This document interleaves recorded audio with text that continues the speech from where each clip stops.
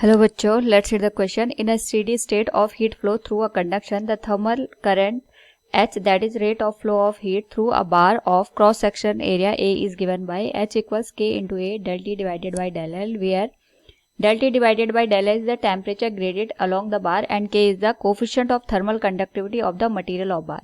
In the above expression, the term del L divided by Ka is known as thermal resistance offered by the section of bar having a length of del L.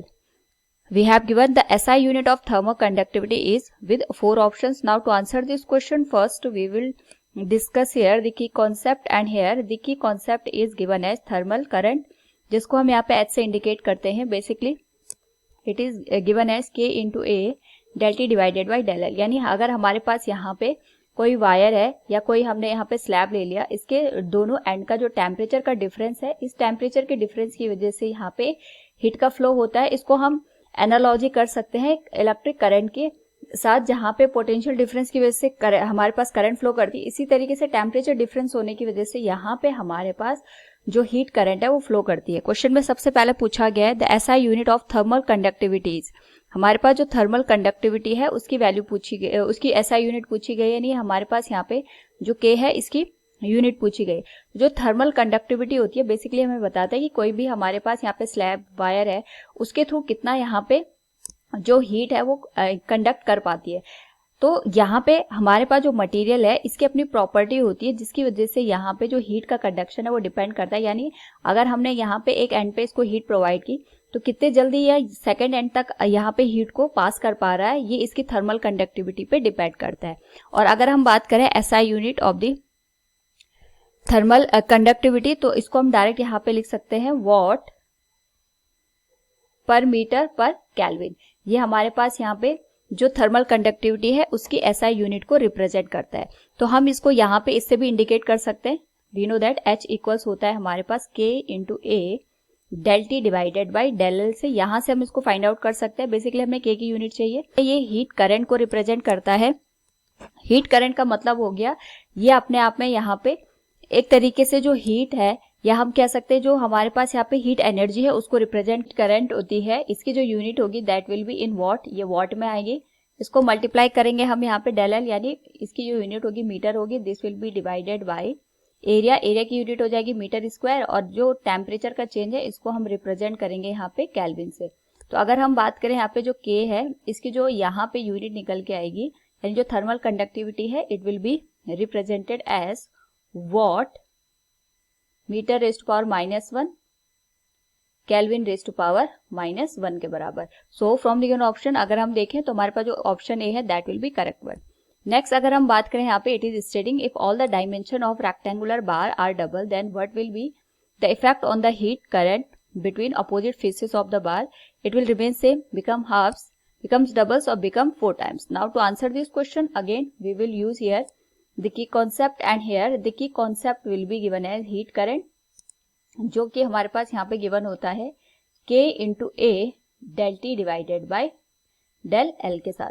तो यहाँ पे question के according अगर हम कोई rectangular बार की बात कर रहे हैं, अगर इसकी जो लेंथ है और जो विड्थ है इसको हमने डबल कर दिया यहाँ पे, तो हमारे पास जो हीट करंट है उस पर क्या इफेक्ट पड़ेगा, क्योंकि मटेरियल तो सेम रखा है यानी K की जो वैल्यू होगी वो तो सेम होगी.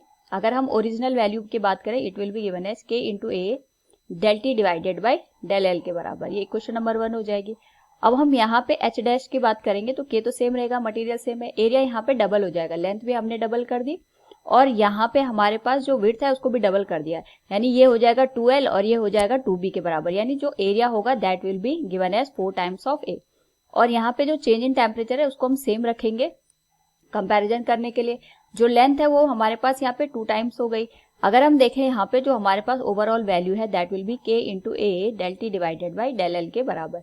जो ये पूरा टर्म है अगर हम इसको ऑब्जर्व करें this is given as H dash equals twice of H, यानी हमारे पास जो हीट करंट है वो पहले के यहाँ पे डबल हो गए. So we can say option c is the right one. Next अगर हम बात करें यहाँ पे a piece of flannel keeps the ice cold but keeps a person warm because flannel is a good conductor of heat, has high specific heat. See, flannel is good heat reflector and is bad conductor of heat. तो यहाँ पे सबसे पहले अगर हम बात करें की कॉन्सेप्ट की concept will be given as insulator and conductor of heat. तो हमारे पास जो कंडक्टर होते हैं हीट के, वो मटेरियल होते हैं जो इजीली यहाँ पे हीट को फ्लो करने में हेल्प करते हैं, और इंसुलेटर होते हैं जो हीट के फ्लो को यहाँ पे रोकते हैं। तो क्वेश्चन में दे रखा है piece of flannel keeps the ice cold. तो सपोज हमारे पास यहाँ पे आइस है, इसके बाहर से हमने यहाँ पे फ्लैनल के पोर्शन को रख दिया है। अब जो हमारे पास फ्लैनल होता है ये एक फाइबर का बना होता है, ये अपने आप में हीट को ट्रैप कर देता है, यानी बेसिकली ये अपने आप में एक इंसुलेटिंग मटेरियल है। इंसुलेटिंग मटेरियल का मतलब ये हो गया ये हीट को यहाँ पे पास होने नहीं देता है। अब जैसे ही हम आइस को इसके थ्रू यहाँ पे रैप करेंगे तो जो सराउंडिंग की हीट होगी वो आइस तक नहीं पहुंच पाएगी, और जो हमारे पास आइस है वो यहाँ पे मेल्ट नहीं होगी, जिस वजह से हमारे पास जो आइस है इसका टेम्परेचर चेंज नहीं होगा और वो मेल्ट नहीं होती, जिसकी वजह से जो आइस है वो कोल्ड रहती है।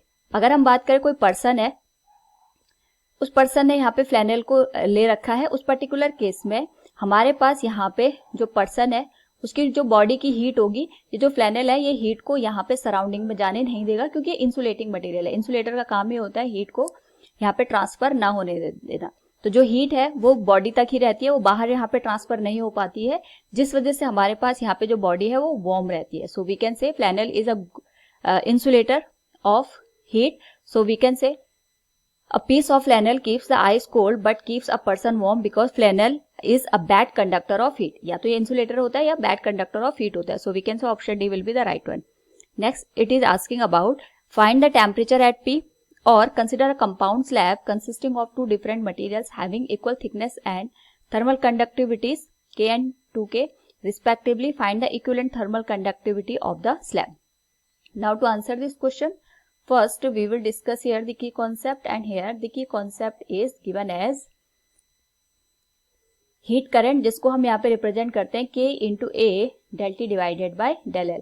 और यहाँ पे हमारे पास अगर मैं इस पर्टिकुलर एक्सप्रेशन को देखूं, जैसे क्वेश्चन में भी हमारे पास मेंशन किया गया था, तो हमारे पास जो वैल्यू होती है it is del L divided by K into A, यानी हमारे पास जो ये टर्म है ये एक तरीके से थर्मल रेजिस्टेंस को यहाँ पे रिप्रेजेंट करता है कि हमारे पास जो मटेरियल है वो कितना रेजिस्ट कर रहा है हीट के फ्लो को। इसको हम यहाँ पे डेल एल डिवाइडेड बाय के ए, इसको थर्मल रेजिस्टेंस का नाम भी दे सकते हैं।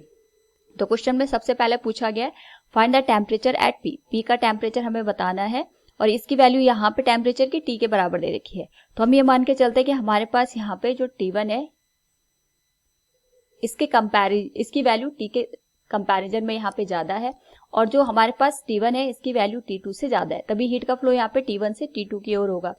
और यहाँ पे हमें पता है हीट का फ्लो तब तक होता है जब तक हमारे पास यहाँ पे जो इक्विवेलेंट टेम्परेचर है वो ऑब्टेन नहीं हो पाता। तो इस पर्टिकुलर केस को हम इस तरीके से देख सकते हैं, क्योंकि सीरीज में ये दोनों स्लैब कनेक्ट है, तो जो हीट का फ्लो होगा या हम कह सकते हैं हीट करंट होगी वो दोनों के लिए यहाँ पे सेम होगी। That will be H1 will be equal to H2। H1 की जो वैल्यू होगी it will be given as K1 into cross sectional area same है तो A into change in temperature आएगा, this will be given as T minus T1 divided by del L के बराबर, और इसकी वैल्यू आ जाएगी L1। सिमिलरली यहाँ पे आ जाएगा K2 into A, this will be given as T2 minus T divided by L2।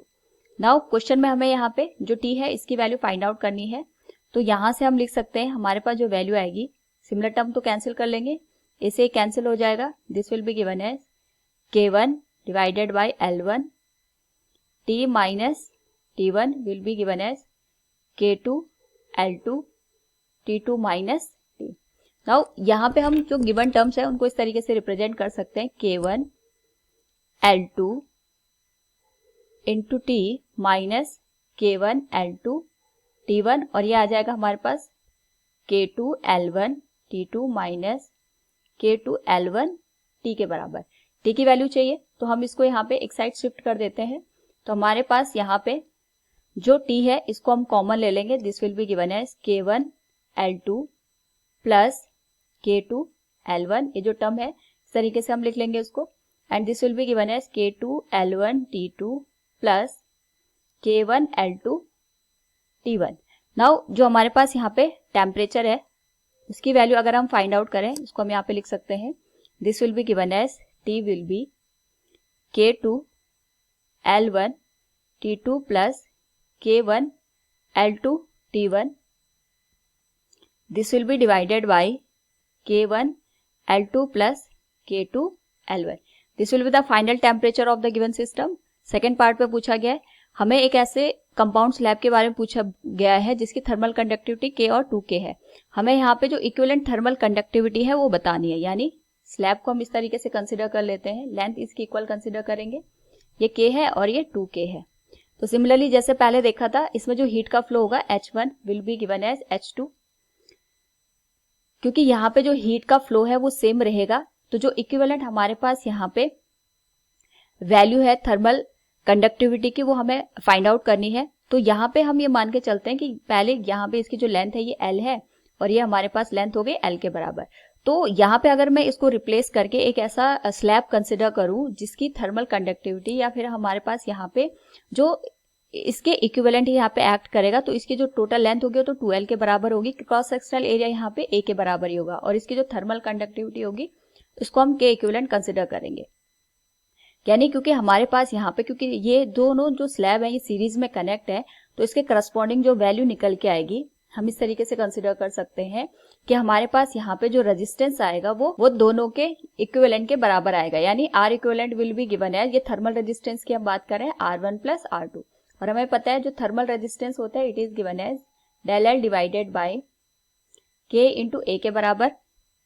Equivalent जो हमारे पास यहाँ पे स्लैब है इसकी लेंथ आ जाएगी ट्वाइस ऑफ L और ये आ जाएगा K equivalent multiplied with cross sectional area A.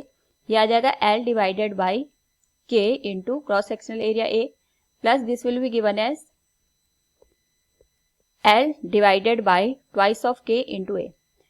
यहां से अगर हम देखें तो हमारे पास जो सिमिलर टर्म है L डिवाइडेड बाय A, इसको हम कॉमन ले लेंगे. यह आ जाएगा 1 bye K plus 1 bye 2K के बराबर और ये आ जाएगा 2 into L divided by K equivalent into A. Similar term हम यहाँ पे कैंसिल कर लेंगे तो L बाय A से L बाय A कैंसिल हो जाएगा. This will be given as 2 divided by K equivalent. ये आ जाएगा हमारे पास एलसीएम 2K के बराबर. वैल्यू आ जाएगी 2 प्लस 1. यहां से अगर मैं इसको सॉल्व करूं तो जो K इक्विवेलेंट बनेगा that will be given as, reciprocal करके वैल्यू आ जाएगी 2K डिवाइडेड बाय 3. और यहाँ पे हमारे पास जो वैल्यू बनेगी इसको हम इस तरीके से लिख सकते हैं K equivalent will be given as 4K divided by 3. So question में यही पूछा गया था हमसे, what will be the equivalent thermal conductivity. This will be given as 4K by 3. Hope all you understood all the part. Thank you and best of luck.